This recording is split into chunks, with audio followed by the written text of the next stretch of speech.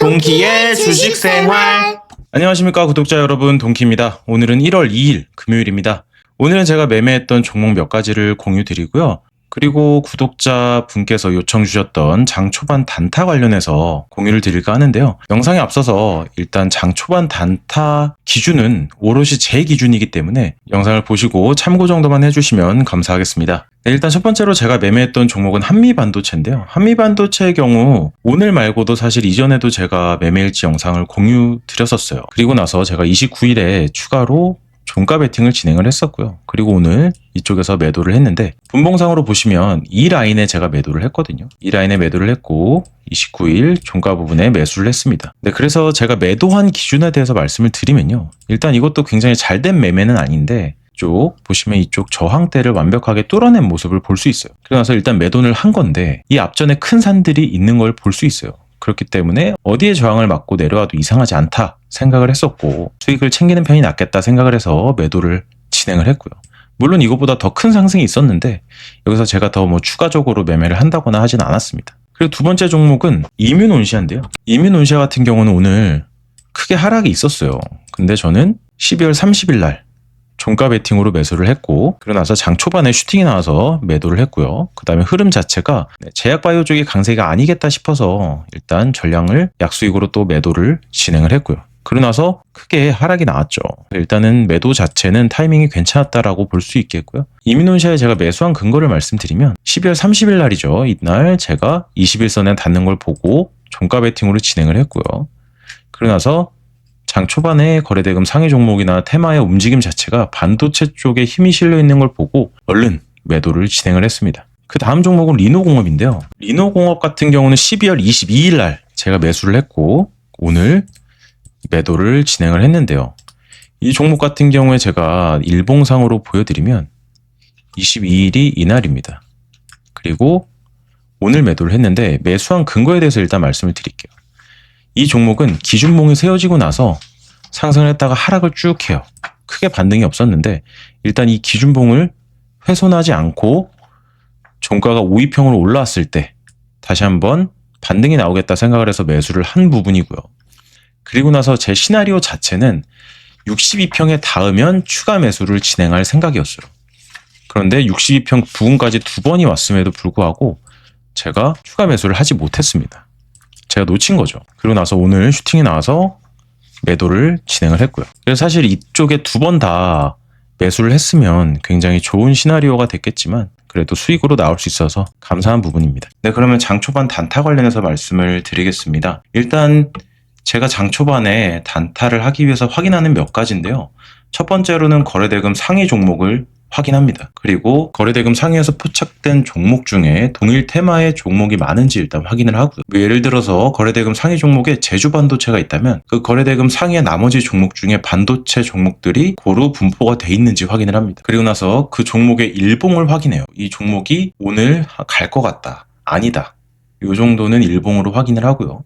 그 다음에 저 같은 경우는 눌림을 주로 하는 사람이기 때문에 장 초반에 상승 이후에 눌림을 공략합니다. 이 정도 제가 확인하는 거 말씀드리고요. 그리고 바로 종목으로 보시면 제가 최근에 매매했던 원익홀딩스인데요. 저 같은 경우는 보통 5분봉으로 많이 보거든요. 5분봉으로 봤을 때 확실한 기준봉이 세워졌는지 그리고 그 기준봉을 훼손했는지 이 정도를 많이 체크하는 편입니다. 원익홀딩스 같은 경우도 초반에 상승이 쭉 이어집니다. 그 다음에 하락을 했을 때 이 5분봉의 기준봉, 여기서는 현재 마지막에 이게 기준봉이 되겠죠. 이 기준봉을 훼손하지 않는지 그리고 이 바닥쯤에서 모아가기 시작을 합니다. 그리고 그 기준은 여기로 잡고요. 그 다음에 여기서 바닥에서 지지를 해주는 거를 확인을 하고요. 두 번이나 지지를 해줬죠. 그 다음에 여기서 매수를 해요. 그 다음에 이 기준봉의 상단 정도 왔을 때 매도를 진행을 합니다. 그래서 보시면 이렇게 되겠는데요. 바닥에 사고 위에서 팔고 그 다음에 슈팅이 나오면 이쪽을 돌파하는 걸 보고서는 다시 또 매도를 하긴 하는데 이날은 원익홀딩스 종목이 여기까지 가지 않았기 때문에 여기서 장 막판에 전부 다 매도를 했어요. 물론 다음날 초반에 크게 상승을 하긴 했지만 일단 단타에서는 제 기준 자체를 훨씬 더 타이트하게 잡아가거든요. 그래서 손절도 훨씬 더 타이트하게 합니다. 그렇기 때문에 전부 다 물량을 정리했고요. 네, 그리고 또 얼마 전에 매수했었던 현대무벡스인데요. 현대무벡스 같은 경우도 마찬가지로 기준봉이 이쪽이죠. 양봉을 3개 띄웠는데 만약에 양봉을 3개 정도, 뭐 2개 정도 띄웠으면 저는 기준봉을 이 2개를 합쳐서도 보긴 합니다. 그리고 더 타이트하게 보면 이 기준봉 하나로만 볼 때도 있고요. 그래서 이 종목 같은 경우는 기준봉이 여기 떴고 이전에도 양봉들이 뜨긴 했어요. 하지만 이 종목 같은 경우는 여기만 봤던 상황이고요.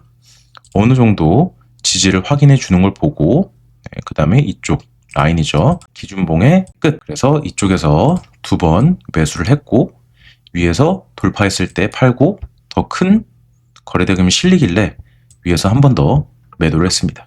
그러고 나서 이때로 기준봉이 다시 바뀌는 거예요. 이때 기준봉이 다시 세워졌거든요. 그럼 이 기준봉 기준으로 다시 한번 진행합니다. 이렇게 볼 수 있고 이렇게 볼 수 있고 그죠? 그래서 이 기준봉 하단까지 거의 다 왔을 때 일단은 매수를 했고 그 다음에 이때 팔았어야 되는데 이때 매도를 하지 못했어요. 그러면서 하락을 했는데 여기도 기준봉이었기 때문에 여기서도 한 번 더 바닥을 지지해 주는 걸 보고 매수를 합니다. 그리고 이쪽에서도 다시 한번 지지해 주는 거 보고 매수를 하죠.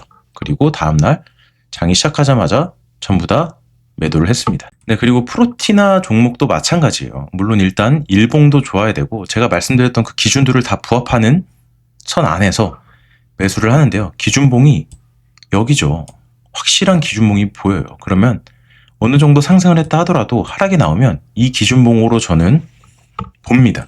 그렇기 때문에 이렇게 선을 그어 놓고요. 그리고 이쪽에서 음봉이 계속 나오다가 양봉이 섞이면서 횡보를 하면서 다시 한번 이평선들을 상방으로 바꿀 것 같은 느낌이 들 때는 굳이 이 기준까지 가지 않더라도 일단 매수를 하고 봅니다. 그러고 나서 어느 정도 상승이 나오죠. 물론 여기까지 기다렸어야 돼요. 그 기준대로라면. 하지만 이 기준봉이 길기 때문에 이 기준봉의 상단에서 하단까지 하락을 했기 때문에 보통은 이 기준봉의 중단에서도 매도를 합니다. 기준이 여러 개가 생기는 거죠. 그래서 다시 한번 말씀드리면 기준봉이 짧을 때는 그 기준봉의 밑에서 끝으로 보지만 기준봉이 길 때는 상단, 중단, 하단까지 다 본다는 겁니다. 그래서 하단쯤에서 매수를 했고 그다음에 중단에서 매도를 합니다. 그래서 나머지 절반 물량은 상단에서 매도를 하려고 준비하고 있었어요. 근데 하락이 나오길래 이대로 끝날 종목은 아닌 것 같아서 손절은 하지 않았고 종가 베팅으로 넘어갔죠. 그 다음에 장 시작하자마자 어느 정도 상승이 나와서 나머지 물량을 정리했습니다. 그래서 오늘 거래대금 상위 종목 중에서 한번 통했는지 한번 살펴볼게요. 제가 오늘 아이하고 같이 일정이 있어서 제가 장 초반에 단타 매매는 진행하지 못했어요. 그래서 오늘 장 초반 단타 매매 영상은 딱히 보여드릴 건 없지만 기준에 부합했는지 한번 보시죠. 네, 제주반도체 같은 경우는 그 전 거래일도 그렇고 오늘도 그렇고 큰 상승을 이뤄냈어요. 대금도 굉장히 많이 터졌죠. 그래서 이 종목 자체는 일봉상으로는 일단 합격이고요. 일단 5분봉으로 보면서 천천히 보시죠. 장 초반에 이렇게 기준봉이 세워집니다. 첫 번째, 두 번째, 세 번째 이렇게 양봉에 3개가 뜨는데 이렇게 해서 수급이 계속해서 지속적으로 들어오는데 양봉이 이렇게 차례대로 뜨면 이 캔들들은 하나의 기준봉으로도 볼 수 있어요. 그래서 여기서부터 여기까지가 기준봉인 거예요. 어떻게 보면. 그렇기 때문에 이 기준봉의 중단 정도 이쪽을 잘 지지해 주는 거를 확인하고요. 그 다음에 한 번, 두 번, 세 번 이렇게 지지를 해주죠. 그 다음에 이쪽에서 매수를 했다면 상단이 되겠죠. 이 기준봉의 상단 돌파했을 때나 아니면 이쪽에 닿았을 때 매도를 하겠죠. 그 다음에 이쪽에서 기준봉이 다시 생겨요. 그러면 이쪽 기준봉 아니면 이쪽에서 뚫었던 돌파했던 상단 부분 이쪽을 지지해 줄 수 있겠다. 보면 이쪽을 어느 정도 지지해주고 다시 상승을 하죠. 셀트리온 같은 경우도 오늘 강한 종목이었어요. 그죠?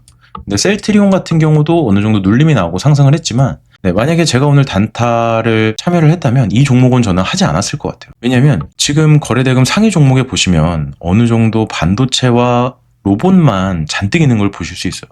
그렇기 때문에 셀트리온은 참여하지 않았겠다 이렇게 생각이 되고요. 한미반도체 같은 경우도 보시면 장 초반에 거래대금이 많이 실렸을 때가 언제죠? 이때죠. 그러면 이 두 캔들을 기준봉으로 봅니다. 그리고 이 두 캔들에 봤을 때 여기까지 내려왔었죠. 그러면 첫 번째 캔들의 하단 부분까지 닿았단 말이에요.